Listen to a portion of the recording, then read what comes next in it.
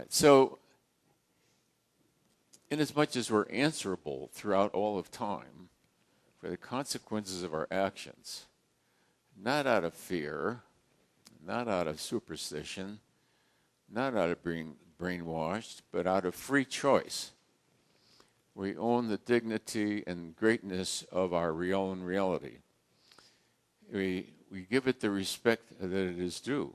Your life is a gift from Almighty God. That's hardly a small thing. Huh? If God gave you a great big China thing, you wouldn't be sticking it up where the wind can blow it over, would you? You'd be putting it, God gave me this. You'd put it carefully. This is Almighty God gave me this thing. I mean, you would be very careful with it. So you grant the same respect to your own life.